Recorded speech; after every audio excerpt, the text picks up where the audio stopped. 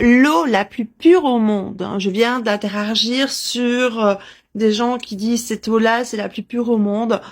En fait, il est simple de comprendre que l'eau, c'est vivant, d'accord? Les études de Masuro Emoto, je vais vous le mettre là, ont prouvé qu'avec des prières, on pouvait modifier les molécules d'eau. Donc votre énergie, être bioélectronique, bioélectrique, grâce à quelles que soient vos croyances et prières, d'accord, vous allez pouvoir modifier l'eau. Au niveau de la pureté de l'eau et la qualité de l'eau, vous allez faire vos recherches vous-même sur Google sur ce qui est actuellement dans les eaux les plus pures. On parle des eaux de iceberg qui flottent très loin, qui est très fraîche et qui serait très pure. Ou sinon, ça c'est vraiment les études scientifiques, les études de cœur énergétique. Nous sommes remplis d'eau et automatiquement, c'est sûr et certain que si tu es positif, si tu travailles tes énergies en toi, si tu travailles une énergie en toi vis-à-vis des autres, tu crées un courant d'énergie d'amour extraordinaire. Donc la pureté de ton eau, car sans eau, tu ne parles pas, tu n'interagis pas avec personne. La pureté, c'est ta croyance, ta foi, ton échange énergétique avec toi et l'univers et les autres. C'est très important.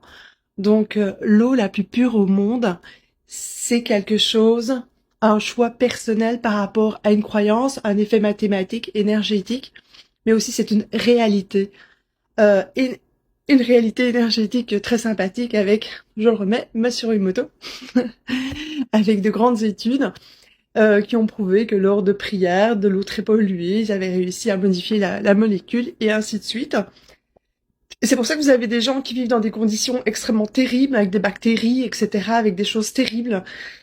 Et comme ils prient beaucoup, ou va savoir comment c'est calculé dans l'univers avec les forces supérieures à la normale, ces êtres-là arrivent à muter, à ne jamais être malades, etc., parce que la source en eux est la source en eux d'énergie, leur croyance, leur volonté de réussir, de passer à travers plein d'étapes.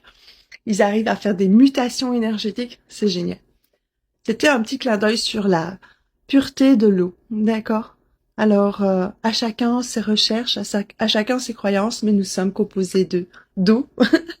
Donc, si on veut avoir l'eau la plus pure au monde, d'abord on va commencer par l'eau qui nous anime tous, qu'on respire aussi dans l'air, d'accord?